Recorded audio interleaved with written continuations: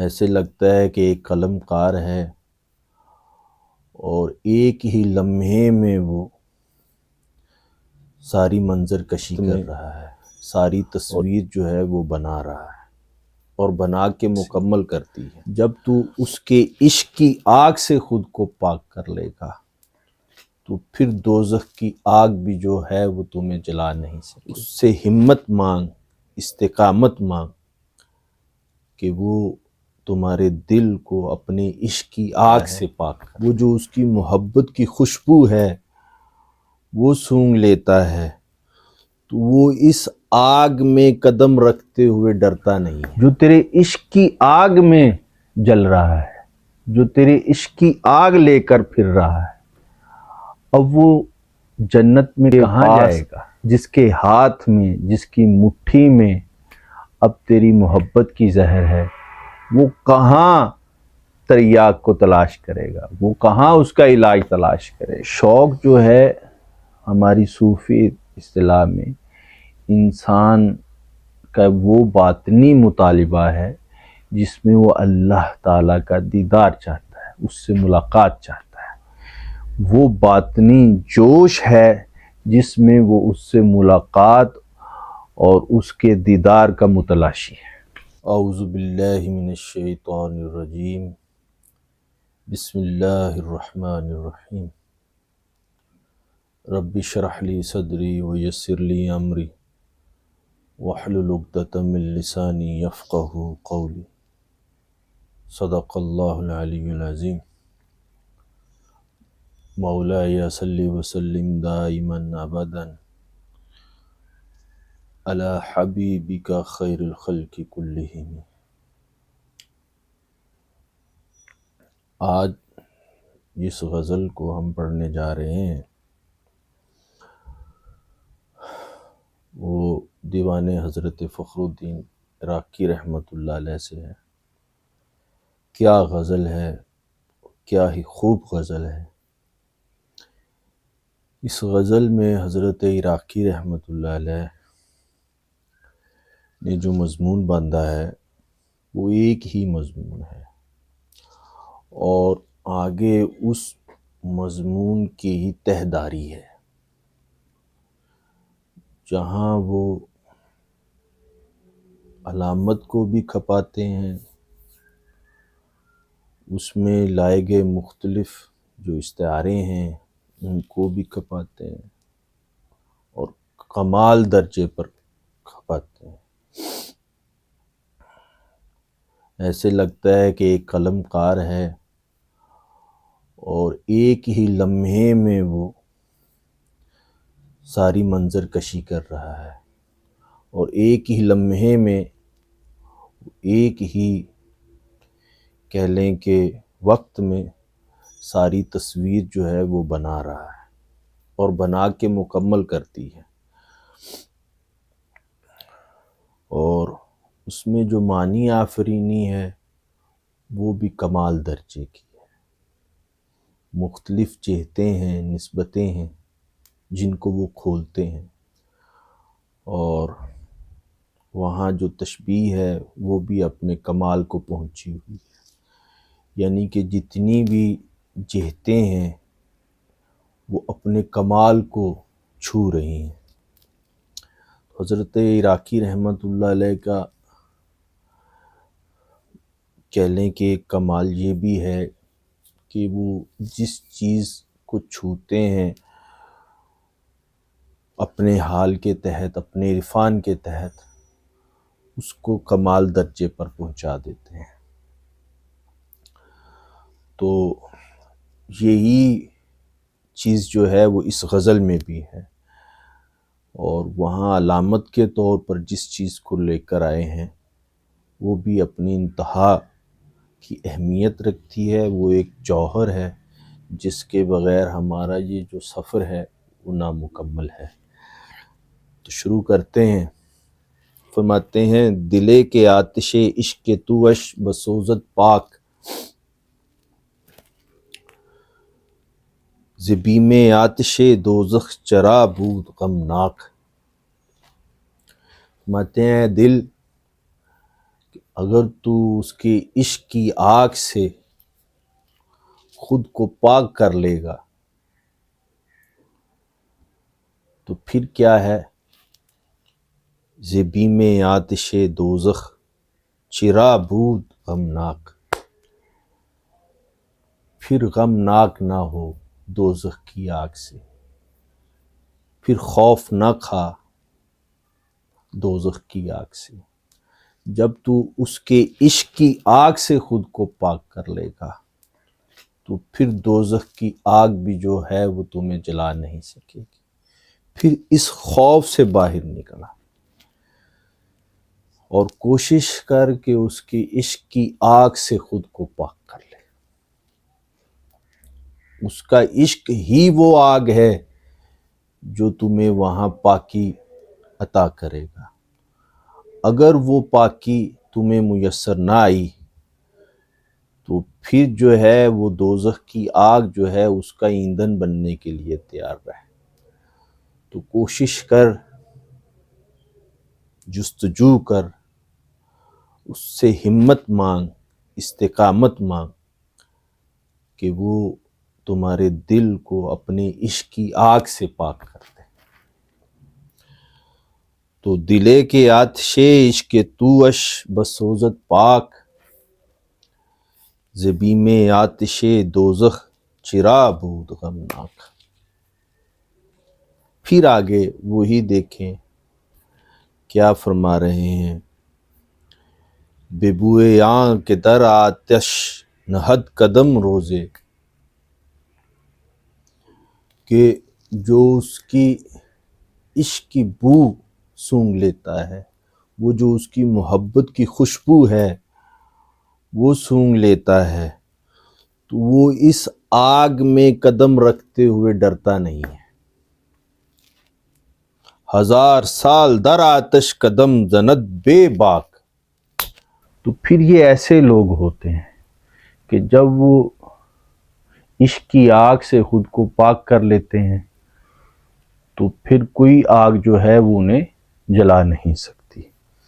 تو جب وہ اس کی محبت کی، اس کی معرفت کی خوشبو ان تک پہنچ جاتی ہے تو پھر چاہے کیسی بھی کوئی آگ ہو، چاہے اس میں ہزاروں سال بھی رہنا ہو، تو وہ خوف کو نکال کر، ڈر کو نکال کر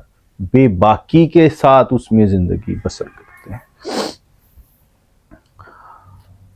پھر فرماتے ہیں، گرد بیاف در آتش کجا رود ببہشت، وگر چند از کفتے زہر کے خورت تریاق۔ فرماتے ہیں کہ جو تیرے عشق کی آگ میں جل رہا ہے، جو تیرے عشق کی آگ لے کر پھر رہا ہے، اب وہ جنت میں کہاں جائے گا؟ اور فرماتے ہیں وگر چند ز کفتے زہر کے خورت تریاق، جس کے پاس، جس کے ہاتھ میں، جس کی مٹھی میں اب تیری محبت کی زہر ہے، وہ کہاں تریاق کو تلاش کرے گا، وہ کہاں اس کا علاج تلاش کرے گا؟ تو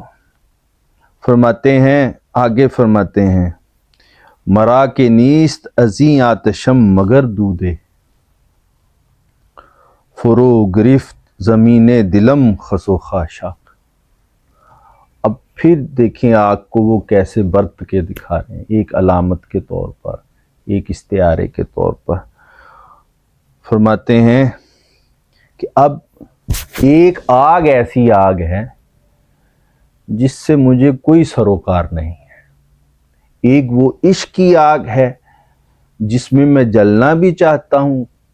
خود کو اپنے اندر بسانا بھی چاہتا ہوں، خود کو اس سے پاک بھی کرنا چاہتا ہوں، لیکن ایک آگ ایسی ہے جو کہ نفس کی آگ ہے، خواہشات کی آگ ہے، جبلی خواہشات کی آگ ہے، شہوات کی آگ ہے۔ فرماتے ہیں مرا نیست کے ازیں آتشم مگر دودے، یہ ایسی آگ ہے جس سے ہمیں سوائے دھوئیں کے اور کچھ بھی نہیں مل رہا۔ اور کیا ہے؟ فرو گرفت زمین دلم خسو خاشاک، اور یہ نفس ایسا نفس ہے جس نے جو دل ہے اس کی زمین کو گرد و غبار سے بھر رکھا ہے، طرح طرح کی علائشوں سے بھر رکھا ہے، برائیوں سے بھر رکھا ہے، اور وہ سب کیا ہیں؟ خس و خاشاک ہیں، وہ کوڑے کے ڈھیر ہیں جو اس زمین پر جو نفس جس میں مبتلا ہے، اور وہ نفس جو ہے وہ اس دل میں آ کر جو خرابی پیدا کر رہا ہے۔ اب فرما رہے ہیں کہ یہ وہ آگ ہے کہ جو تمہارے لیے نفع بخش نہیں ہے، وہ تمہارے لیے فائدہ مند نہیں۔ ہاں، یہ وہ آگ ایسی آگ ہے جس سے بچنا ضروری ہے، اور یہ آگ دھوئیں کے ساتھ ہے،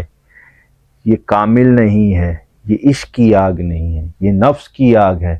جس سے سوائے دھوئیں کے اور تمہیں کچھ نہیں ملے گا، اور وہاں سوائے کوڑے کے ڈھیر کے اور تمہارے حصے میں کچھ نہیں آئے گا۔ آگے فرماتے ہیں، کجاس آتش شوکت کہ در دل آویزت، کہاں ہے وہ شوق کی آگ کہ جو میں اپنے دل میں بسا لوں، اپنے دل میں اسے جگہ دے دوں، تاکہ وہاں یہ ایک طرح سے ندا بھی ہے اور دعا بھی ہے کہ مجھے وہ شوق کی آگ عطا کر دے۔ کجاس آتش شوکت کہ در دل آویزت، چنا کے بر گزرد شعلہ دلم ز افلاک، مطلب کہاں ہے وہ آگ کہ وہ میرے دل میں آئے، اور وہ شوق کی آگ جو ہے اس ایندھن سے، اس قوت سے، اس طاقت سے میں اپنے انفس و آفاق میں جتنے بھی افلاک ہیں، وہ چاہے عالم کبیر کی صورت میں ہیں، عالم صغیر کی صورت میں ہیں، ان میں جتنے بھی افلاک ہیں ان سے ایک شعلہ، یہ جو ایسا شعلہ ہے اگر وہ مل گیا مجھے تو اس کی قوت سے، اس کی طاقت سے میں ان تمام افلاک سے گزر جاؤں گا۔ اب فرماتے ہیں، زے شوق در دل من چنا افروز، کہ اگر وہ شوق جو ہے وہ میرے دل میں پیدا ہو جائے، وہ میرے دل میں جلا پا جائے، وہ میرے دل میں روشن ہو جائے کہ ہر چے غیر تو باشد بسوزت پاک، تو پھر جو بھی تیرا غیر ہے اس وجود میں یہ اس سے پاک ہو جائے گا۔ تو ہماری صوفی روایت میں شوق ایک اصطلاح ہے، قرآن پاک کے ساتھ جڑا ہوا، اس کی جڑی ہوئی ایک نسبت ہے۔ من کان یرجو لقاء اللہ فإن اجل اللہ آت، سورہ عنکبوت میں ہے کہ جو اللہ کے دیدار کی، اس سے ملاقات کا شوق رکھتے ہیں، تو قرآن پاک میں ہے کہ وہ اللہ کی طرف سے جو مقررہ وقت ہے وہ آنے والا ہے، تو وہ اپنے محبین کو، اپنے عاشقین کو وہاں ایک شوق اور ذوق کے ساتھ بتایا جا رہا ہے کہ تم اس چیز سے نا امید نہ رہنا، بے آس نہ رہنا، اس سے تمہاری ملاقات ضرور ہوگی۔ اور شوق جو ہے ہماری صوفی اصطلاح میں انسان کا وہ باطنی مطالبہ ہے جس میں وہ اللہ تعالیٰ کا دیدار چاہتا ہے، اس سے ملاقات چاہتا ہے، وہ باطنی جوش ہے جس میں وہ اس سے ملاقات اور اس کے دیدار کا متلاشی ہے۔ تو ہمارے یہاں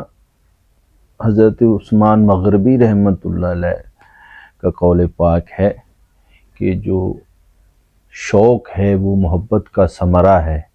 یعنی کہ محبت کا حاصل ہے، اس کا تعلق حال کے ساتھ ہے۔ اور یہاں حدیث پاک میں بھی اس کا ذکر آیا ہے، رسول اللہ صلی اللہ علیہ وسلم دعا مانگتے تھے، اللہم اسألک لذت النظر الی وجہک والشوق الی لقائک۔ اے اللہ، ہمیں اپنے دیکھنے میں جو لذت ہمیں حاصل ہونی ہے وہ لذت عطا فرما، اور تمہیں دیکھنے کا جو شوق ہے اس کا ہم سوال کرتے ہیں وہ ہمیں عطا فرما۔ تو فرماتے ہیں ز شوق کے در دل من چنا افروز، اگر یہ شوق جو ہے تمہیں دیکھنے کا، تم سے ملاقات کا، وہ ہم میں روشن ہو گیا تو کیا ہے کہ ہر چے غیر تو باشد بسوزت پاک، یہاں جو بھی تیرا غیر ہے یہ پھر اس سے پاک ہو جائے گا۔ تو آخر میں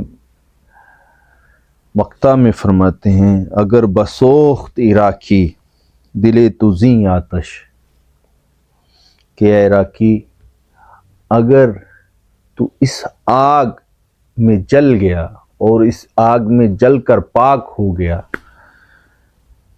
بے بار آب ز چشموں بریز برسر خاک،